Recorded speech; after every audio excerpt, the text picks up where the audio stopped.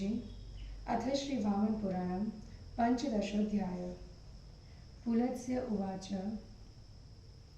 ततः सुकेशिर्वर्षे गत्वा स्वपुरमुत्तमं समाहूयाब्रवीत सर्वान् राक्षसान् धार्मिकं वच।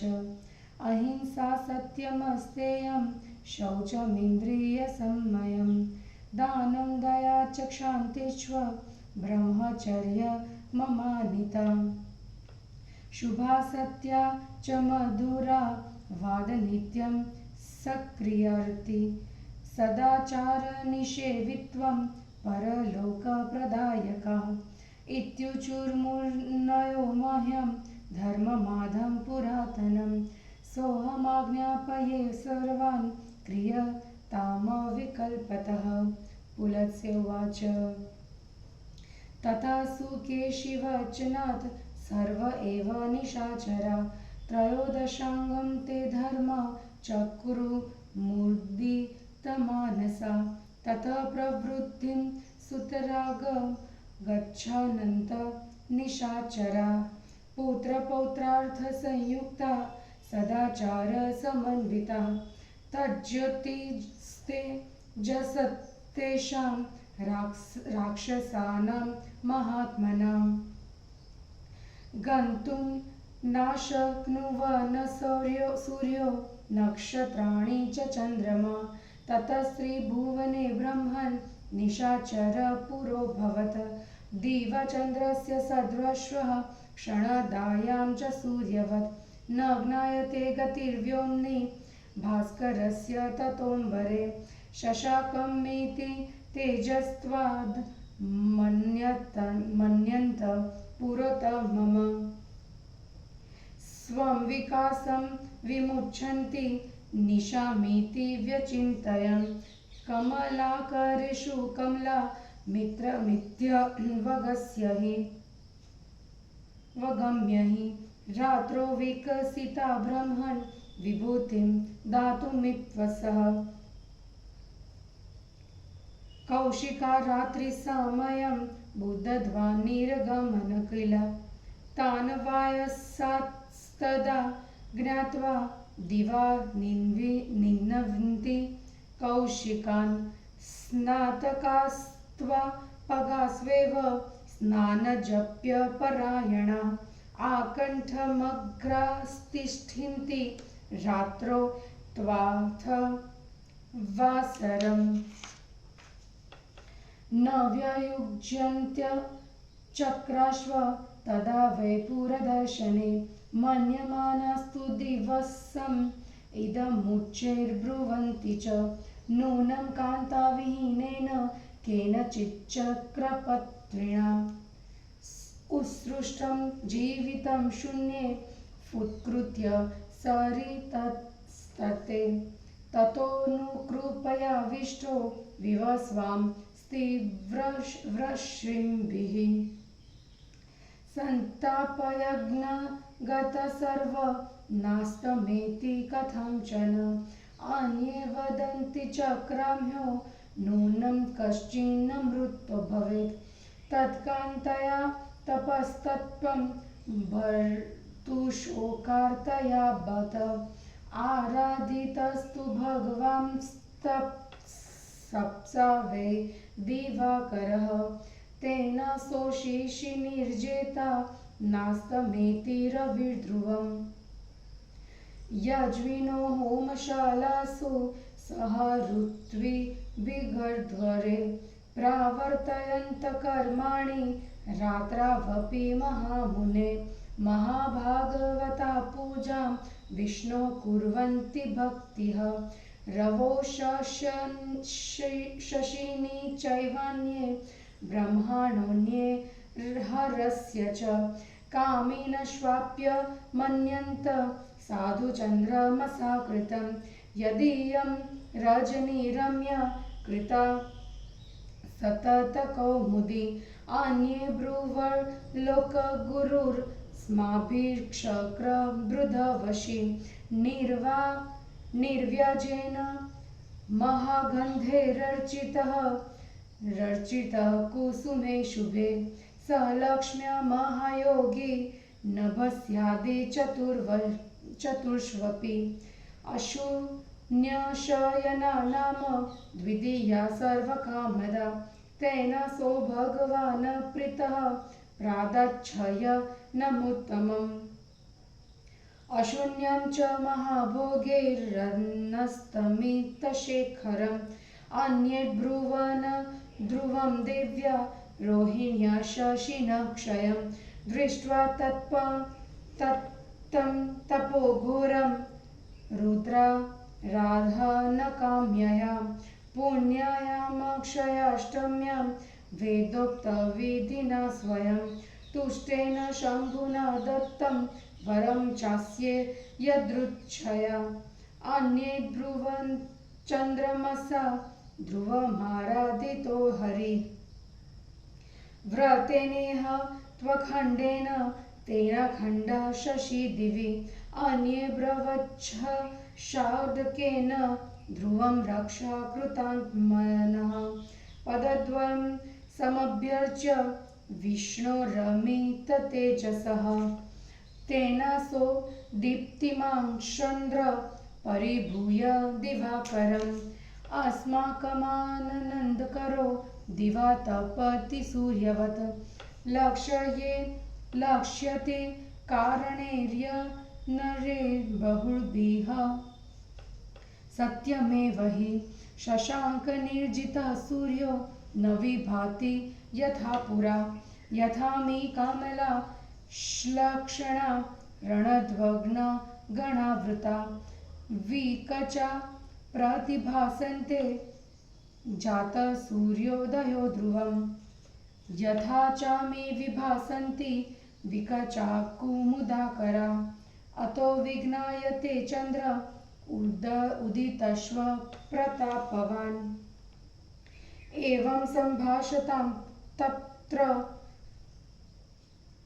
सूर्यो वाक्यानि नारद अमन्यत किमेतद्वि लोके भक्ति शुभाशुभम् एवं सञ्चिन्त्य भगवान् दैत्योध्यानं दिवाकर आसमन्ताज्जगदग्रस्तं त्रैलोक्यं रजनीचरे ततस्तु भगवाज्ञात्वा ते सोऽप्यसहिष्णुताम् निशाचरस्य वृद्धिं तां चिन्तयत योगवित् ततो ज्ञासीच्च सर्वान् सदाचाररताश्चुचिन् देवब्राह्मणपूजासु संसक्तान् धर्मसंयुतान् ततस्तु क्षयकृत तिमिरद्वीपकेसरी महांशुनखरः सूर्यस्त दविधातमचिन्तयत्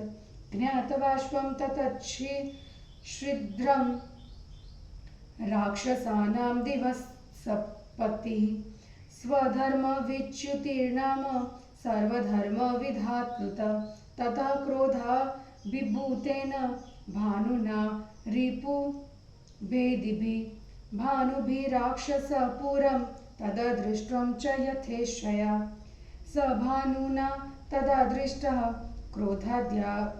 क्रोधाद्मार्तेन चक्षुणा निपपाताम्बराल् भ्रष्टः क्षीणपुण्य इव ग्रहः पतमानं समालोक्य पुरं शालकटकटः नमो भवाय शर्वाय इदमुच्चैरुदिरयत तमाक्रनिन्द तमाकर्ण्य चारणा गगनेचरा हा हेति चुक्रुषु सर्वे हरभक्ता पतत्यसो तच्चारणवच शर्वः श्रुतवान् सर्वगोव्ययः श्रुत्वा सञ्चिन्तयामास केनासोपाप्यते भुवि ज्ञातवान् देवपतिना सहस्रकिरणेन तत् पातितं राक्षसपुरं ततः क्रुद्धस्त्रिलोचनं नः क्रुधस्तु भगवन्तनं तं भानुमन्तमपश्यत दृष्ट्वा मात्र स्त्रीनेत्रेण निपपात ततोऽम्बरात् गगनात् स परिभ्रष्टः पथि वायुनिषेविते यच्छ्वत्या निपतितो यन्त्रमुक्तो यथोपलः ततो वायुपथान्मुक्तः किं शुकोज्ज्वल विग्रह निपपातान्तरिक्षात् सवृतः किन्नरच्चारणे चारणे वेष्टितो भानु प्रविभात्यम्बरात् पतन् अर्धं पङ्कं यथा तालात् फलं कपिभिरावृतम् ततस्तु ऋषयोऽभ्येत्य प्रत्युचुर्भानुमालिनं निपतस्व हरिक्षेत्रे यदि श्रेयोऽभिवाञ्छसि ततो ब्रवीत पतन्नेव विवस्वां स्तांस्तपोधनात् किं तत् क्षेत्रं हरे पुण्यं वदध्वं शीघ्रमेव मे तमुच्चुमुर्नय सूर्य शृणु क्षेत्रं महाफलम् साम्प्रतं वासुदेवस्य भावितच्छङ्करस्य च योगशायिनमारभ्य यावत् केशवदर्शनम् एतत् क्षेत्रं हरे पुण्यं नाम्ना वाराणसीपुरी तच्छ्रुत्वा भगवान् भानुर्भवनेत्राग्नितापितः वर्णायास्तथैवास्या स्तवन्तरे निपपातः ततः प्रह्लयदति तनो निमज्यास्यां लुलद्रविः वर्णायां समभ्येत्य न्यमज्जत यथेच्छया भूयोऽसिं वर्णां भूयोऽपि वर्णामसिं लूलं स्त्रीनेत्रवह्यार्त्यो ब्रह्मतेलात् चक्रवत् एतस्मिन्नन्तरे ब्रह्मन् ऋषयो यक्षराक्षसा नागाविद्याधराक्षापि पक्षिणोऽप्सरसस्तथा यावन्तो भास्कररथे भूतप्रेतादयः स्थिताः तावन्तो ब्रह्मसदनं गता वेदयितुं मुने ततो ब्रह्मा सुरपर्तिः सौरः सार्ध समभयागत रम्यं महेश्वरावासं मन्दरं रविकारणात् गत्वा द्रष्ट्वा च देवेशं शङ्करं शूलपाणिनं प्रसाद भास्करार्थाय वाराणस्यामुपानयत् ततो दिवाकरं भूयः पाणिनादाय शङ्करः कृत्वा नामस्य लोलेति रथमारोपयत् पुनः आरोपिते दिनकरे ब्रह्माभ्येत्य सुकेशिनं सबान्धवं सनगरं पुनरारोपयद् दिवि समारोप्य सुकेशिं च परिष्वज्य च शङ्करं प्रणम्य केशवं देवं वैराजं स्वगृहं गतः एवं पुरा नारदभास्करेण पुरं सुकेशेर्भुवि सन्निपातितं दिवाकरो भूमितले भवेन क्षिप्तस्तु दृष्ट्या न च सम्प्रदग्ध्य आरोपितो भूमितलाद् भवेन् भूयोऽपि भानुप्रतिभासनाय स्वयंभुवा चापि निशाचरेन्द्र स्वारोऽपि खे स्वपुरसंबन्धुः।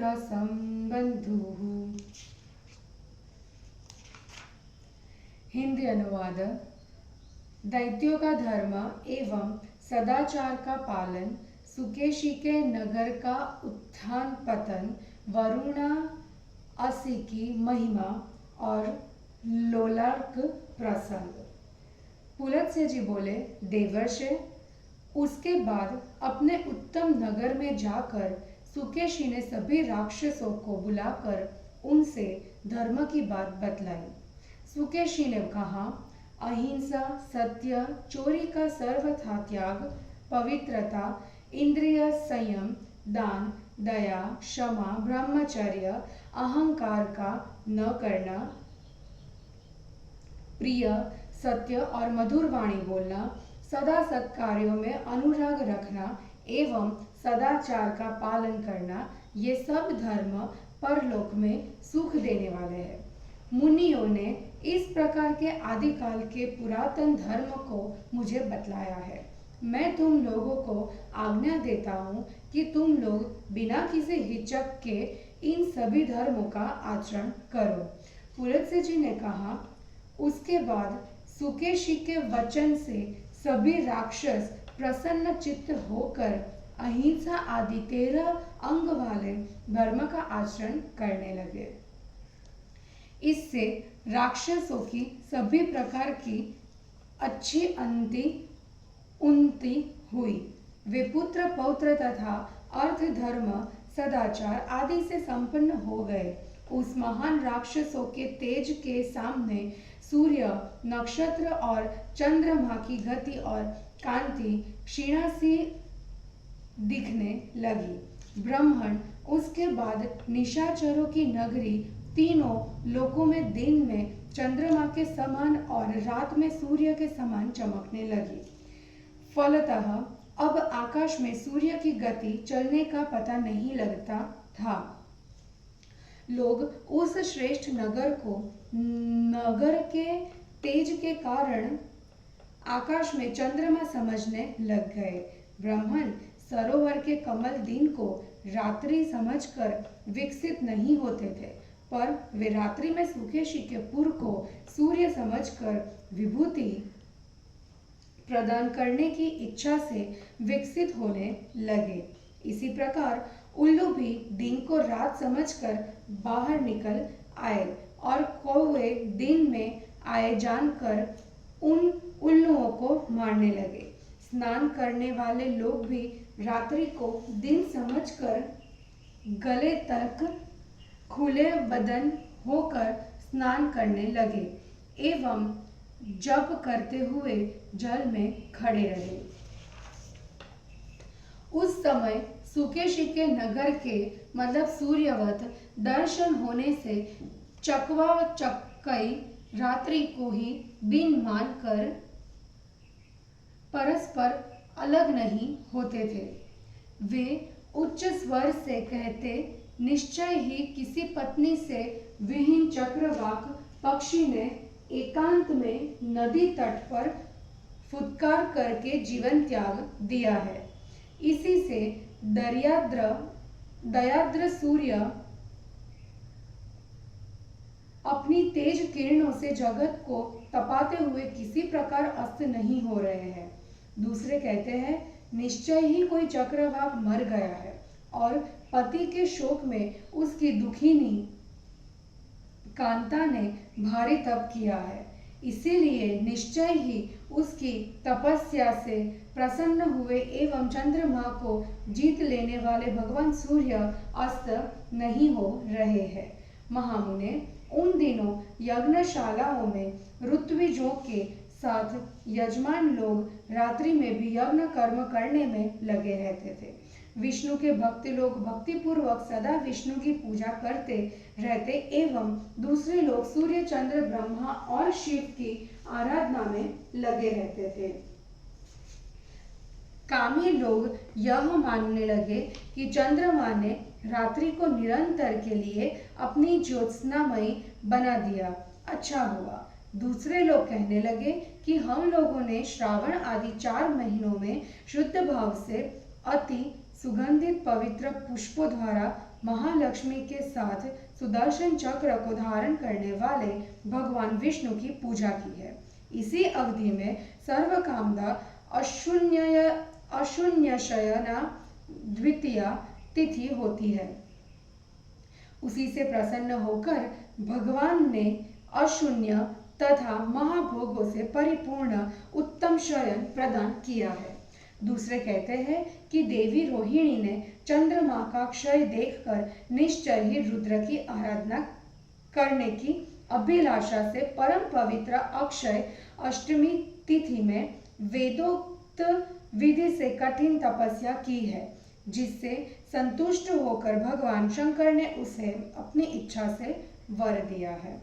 दूसरे लोग कहते चंद्रमा ने निश्चय ही अखंड व्रत का आचरण करके भगवान हरि को आराधित किया है। उससे आकाश में चंद्रमा अखंड रूप से प्रकाशित हो रहा है। दूसरों ने कहा चंद्रमा ने अत्यधिक तेज वाले श्री विष्णु के चरण युगल की विधिवत पूजा करके अपनी रक्षा की है। उससे तेजस्वी चंद्रमा सूर्य पर विजय प्राप्त करके हमें आनंद देते हुए दिन में सूर्य की भांति दीप्तिमान हो रही है। अन्य अनेक प्रकार के कारणों से सचमुच यह लक्षित हो रहा है कि चंद्रमा के द्वारा पराजित हुए सूर्य पूर्ववत दीप्ति वाले नहीं दिख रहे हैं। इधर से सुंदर कमल खिले हैं और उन पर भौरे गुंजन कर रहे हैं। भ्रमर समूह से आवृत ये सुंदर कमल विकसित दिखलाई पड़ रही है। अतः निश्चय ही सूर्योदय हुआ है और इधर से कुमुद वृंद खिले हुए हैं। अतः लगता है कि प्रतापवान चंद्रमा उदित हुआ है। नारद जी इस प्रकार वार्ता करने वालों के वाक्यों को सुनकर सूर्य सोचने लगे कि ये लोग इस प्रकार शुभाशुभ वचन क्यों बोल रहे हैं। भगवान दिवाकर ऐसा विचार कर ध्यान मग्न हो गए और उन्होंने देखा कि समस्त त्रैलोक्य चारों ओर से राक्षसों द्वारा ग्रस्त हो गया है। तब योगी भगवान भास्कर राक्षसों की वृद्धि तथा तेज की असहनीयता को जानकर स्वयं चिंतन करने लगे। उन्हें यह ज्ञात हुआ कि सभी राक्षस सदाचार परायण पवित्र देवता और ब्राह्मणों की पूजा में अनुरुक्त तथा धार्मिक है। उसके बाद राक्षसों को नष्ट करने वाले तथा अंधकार रूपी हाथी के लिए तेज किरण रूपी नख वाले सिंह के समान सूर्य उनके विनाश के विषय में चिंतन करने लगे। अंत में सूर्य को राक्षसों के अपने धर्म से गिरने का मूल कारण मालूम हुआ, जो समस्त धर्मों का विनाशक है। तब क्रोध से अभिभूत सूर्य ने शत्रुओं के भेदन करने वाली अपनी किरणों द्वारा भली भांति उस राक्षस को देखा। उस समय सूर्य द्वारा क्रोध भरी दृष्टि से देखे जाने के कारण वह नगर नष्ट हुए। पुण्य वाले ग्रह के समान आकाश से नीचे गिर पड़ा। अपने नगर को गिरते देखकर सुकेशी ने ऊंचे स्वर से चीखने के स्वर में नमो भवाय शर्वाय यह कहा। उसकी उस चीख को सुनकर गगन में विचरण करने वाली सभी चारण चिल्लाने लगे, हाय हाय हाय हाय, यह शिव भक्त तो नीचे गिर रहा है। सर्वत्र व्याप्त और अविनाशी नित्य शंकर ने चरणों के उस वचन को सुना और फिर सोचने लगे, यह नगर किसके द्वारा पृथ्वी पर गिराया जा रहा है। उन्होंने यह जान लिया कि देवों के पति सहस्त्र किरण माली सूर्य द्वारा राक्षसों का यह पुर गिराया गया है। इससे त्रिलोचन शंकर क्रुद्ध हो गए और उन्होंने भगवान सूर्य को देखा। त्रिनेत्रधारी शंकर ने देखते ही वे सूर्य आकाश से नीचे आ गिरे। आकाश से नीचे वायुमंडल मार्ग में वे इस प्रकार गिरे जैसे यंत्र के द्वारा कोई पत्थर फेंका गया हो। फिर पलाश पुष्प के समान आभा वाले सूर्य वायुमंडल से अलग होकर किन्नरों एवं चारणों से भरे अंतरिक्ष से नीचे गिर गए। उस समय आकाश से नीचे गिरते हुए सूर्य चारणों से घिरे हुए ऐसे लग रहे थे जैसे ताल वृक्ष से गिरने वाला अधपका ताल फल कपियों से गिरा हो। तब मुनियों ने किरणमाली भगवान सूर्यदेव के समीप आकर उनसे कहा कि यदि तुम कल्याण चाहते हो तो विष्णु के क्षेत्र में गिरो। गिरते हुए ही सूर्य ने ऐसा सुनकर उन तपस्वियों से पूछा, विष्णु भगवान का वह पवित्र क्षेत्र कौन सा है? आप लोग उसे मुझे शीघ्र बतलाइए। इस पर मुनियों ने सूर्य ने बतलाया, सूर्यदेव, आप महाफल देने वाले उस क्षेत्र का विवरण सुनिए। इस समय वह क्षेत्र वासुदेव का क्षेत्र है, किंतु भविष्य में वह शंकर का क्षेत्र होगा। योगशाही से प्रारंभ कर केशव दर्शन तक का क्षेत्र हरि का पवित्र क्षेत्र है। इसका नाम वाराणसी पुरी है। उसे सुनकर शिव जी की नेत्राग्नि से संतप्त होते हुए भगवान सूर्य, वरुणा और असी इन दोनों नदियों के बीच में गिरे। उसके बाद शरीर के जलते रहने से व्याकुल हुए सूर्य उसी नदी में स्नान करने के बाद वरुणा नदी में इच्छानुकूल स्नान किए। इस प्रकार शंकर के तीसरे नेत्र की अग्नि से दग्ध होकर वे बारंबार असी और वरुणा नदियों की ओर अलात चक्र के समान चक्कर काटने लगे। मुने, इस बीच ऋषि, यक्ष, राक्षस, नाग, विद्याधर, पक्षी, अप्सराएं और भास्कर के रथ में जितने भूत प्रेत आदि थे, वे सभी इसे ज्ञापित करने के लिए ब्रह्मलोक में गए। तब सूर्यपति इंद्र ब्रह्मा देवताओं के साथ सूर्य की शांति के लिए महेश्वर के आवास स्थान मंदर पर्वत पर गए। वहां जाकर तथा देवेश शूलपाणी भगवान शिव का दर्शन करने के बाद भगवान ब्रह्मा जी भास्कर के लिए उन्हें प्रसन्न कर उन्हें वाराणसी में लाए। फिर भगवान शंकर ने सूर्य भगवान को हाथ में लेकर उनका नाम लोल रख दिया और उन्हें पुनः उनके रथ पर स्थापित कर दिया। दिन करके अपने रथ में आरूढ़ हो जाने पर ब्रह्मा सुकेशी जी के पास गए एवं उसे भी पुनः बांधवों और नगर सहित आकाश में पूर्ववत स्थापित कर दिया। सुकेशी को पुनः आकाश में स्थापित करने के बाद ब्रह्मा जी शंकर का आलिंगन एवं केशव देव को प्रणाम कर अपने वैराज नामक लोक में चले गए। नारद जी, प्राचीन समय में इस प्रकार सूर्य ने सुकेशी के नगर को पृथ्वी पर गिराया एवं महादेव ने भगवान सूर्य को अपने तृतीय नेत्र की अग्नि से दग्ध न कर केवल भूमि तल पर गिरा ही दिया था। फिर शंकर ने सूर्य को प्रतिभासित होने के लिए भूमि तल से आकाश में स्थित किया और ब्रह्मा ने निशाचर राज को उसके पूर्व और बंधुओं के साथ आकाश में फिर संस्थापित कर दिया।